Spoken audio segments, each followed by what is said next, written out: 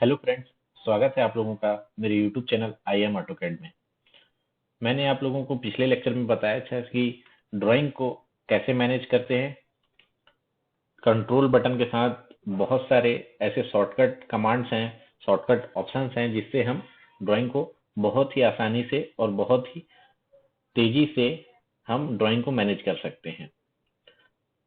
उसी के बाद आज के लेक्चर में मैं आप लोगों को कंट्रोल के साथ और कुछ शॉर्टकट बताऊंगा जिसको बोलते हैं हम मैनेज स्क्रीन। हम स्क्रीन को मैनेज करके अलग अलग टाइप से कीबोर्ड से शॉर्टकट्स देके जल्दी से जल्दी कमांड्स को, ऑप्शंस को ओपन कर सकते हैं।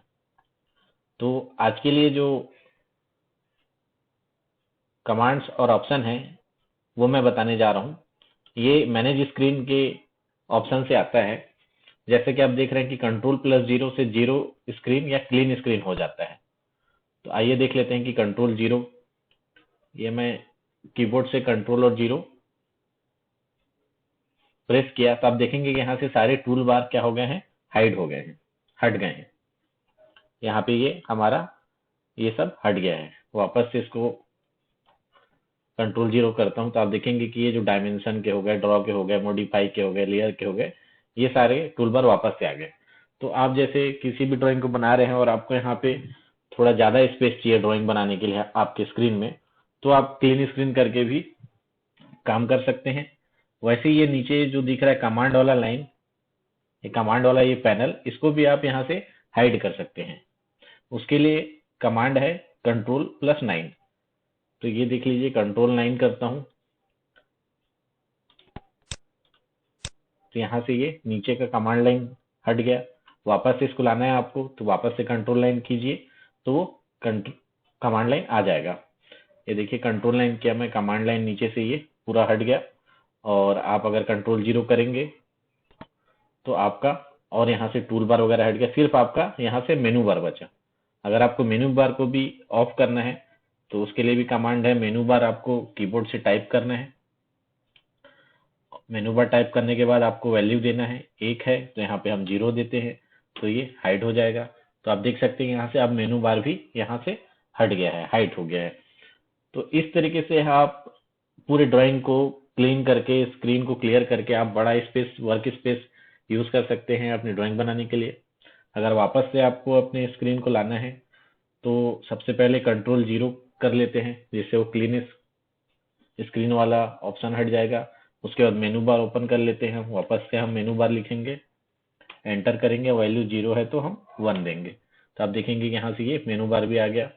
वापस से कमांड लाइन लाना है आपको तो कंट्रोल 9 कर लिया तो ये कमांड लाइन भी आ गया। तो फ्रेंड्स, इस तरीके से आप स्क्रीन को मैनेज कर सकते हैं अपने। उसके बाद फ्रेंड्स ऑप्शन आता है कंट्रोल+1 से। कंट्रोल+1 से प्रॉपर्टी पैलेट ओपन होता है। तो प्रॉपर्टी के लिए मैंने एक अलग से वीडियो भी बनाया है, आप वो भी देख सकते हैं कि किसी भी ऑब्जेक्ट का प्रॉपर्टी कैसे चेक करते हैं। ये वही चीज है। तो वहां से आप देख सकते हैं कि किसी भी ऑब्जेक्ट का प्रॉपर्टी कैसे देख सकते हैं। कंट्रोल+1 से आप किसी भी ऑब्जेक्ट का प्रॉपर्टी देख सकते हो। ये एक और शॉर्टकट है। मान लो कि हम एक यहाँ पे ऑब्जेक्ट बना लेते हैं। ये मैं एक सर्कल बनाता हूँ 5 फीट का। तो जैसे ही आप देखेंगे, ये जैसा ये हमने एक सर्कल बना लिया।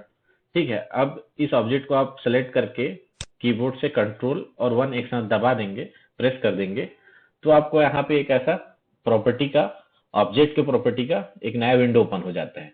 यहाँ पे आप देखेंगे कि यहाँ पे प्रॉपर्टी का नाम, ऑब्जेक्ट का नाम से हो रहा है सर्कल। उसके बाद आप यहाँ देख सकते हैं जियोमेट्री में कि सर्कल का रेडियस ये 5 फीट, डायमीटर 10 फीट, सरकमफ्रेंस और एरिया। तो इस तरीके से ये पूरे ऑब्जेक्ट का प्रॉपर्टी बता देता है। वापस से हम देख सकते हैं। और मान लो मैं यहाँ पे एक रेक्टेंगल बनाता हूँ।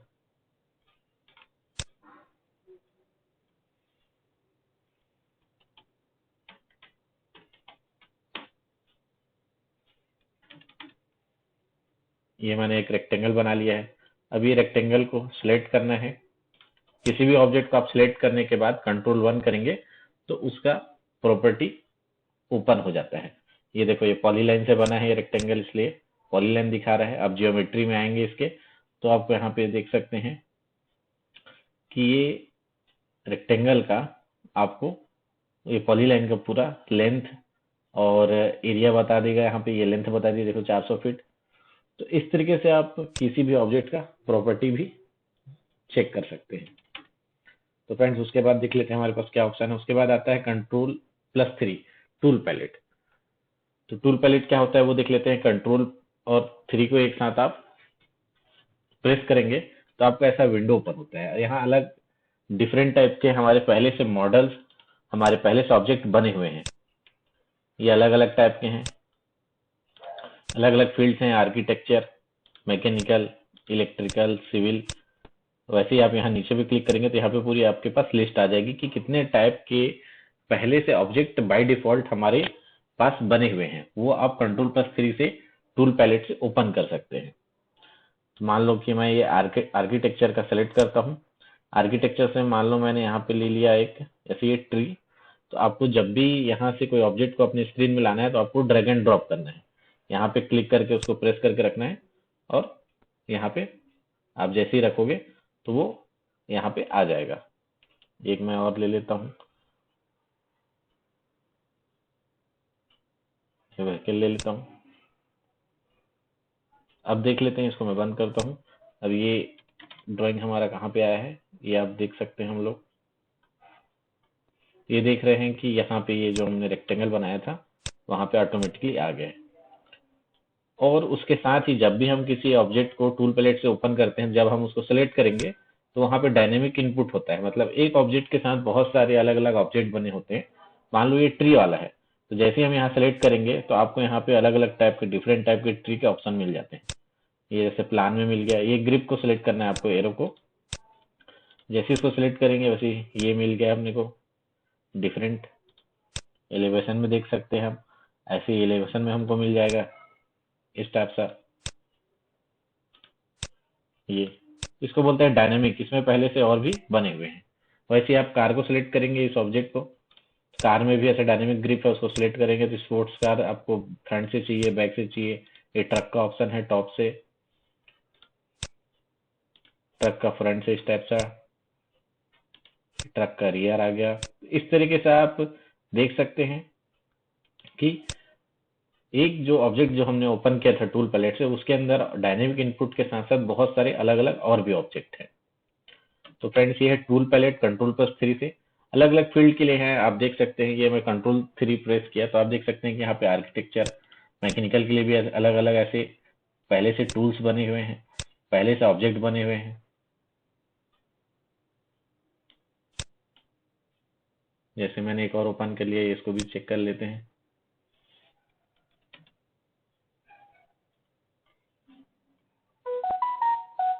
जैसे आप देख रहे हैं कि ये हमने स्पीडोमीटर का जो होता है रोड्स में, वो आ गया। अब इसको हम सिलेक्ट करेंगे। जैसे इसके ग्रुप को सिलेक्ट करते हैं, एंड मैक्सिमम, तो आप देख सकते हैं कि इसके साथ और भी सिंबल्स हैं, जो and minimum, and all limits. इस तरीके से आप इसको चेक करके चेंज कर सकते हैं। तो फ्रेंड्स ये है टूल पैलेट कंट्रोल+3। उसके बाद आपको और बता देता हूं मैं, कंट्रोल+4 सीट सेट पैलेट। ये क्या होता है देख लेते हैं। कंट्रोल+4 आप जैसे ही करेंगे तो यहाँ पे सीट्स का एक ऑप्शन आता है। तो यहाँ हमारे पास अभी कोई भी सीट सेट पैलेट नहीं बना हुआ है, तो आप ये नया जनरेट कर सकते हैं। मान लो अपने हमारे पास अलग अलग टाइप की बहुत सारी ड्राइंग है, एक ही प्रोजेक्ट के 5-6 ड्राइंग्स है, उनको एक साथ सीट सेलेक्ट में करना है। तो यहाँ पे न्यू सीट सेलेक्ट आप बना सकते हैं। एन एग्जाम्पल सीट कर देता हूँ मैं, नेक्स्ट कर देता हूँ। यहाँ पे मैंने जैसे ये आर्किटेक्चर का ले लिया, इंपीरियल सीट सेट, नेक्स्ट कर दिया। यहाँ पे मैंने नाम दे दिया।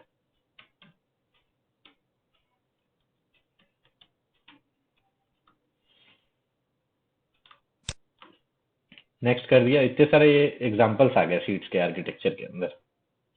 ये फिनिश कर देता हूँ।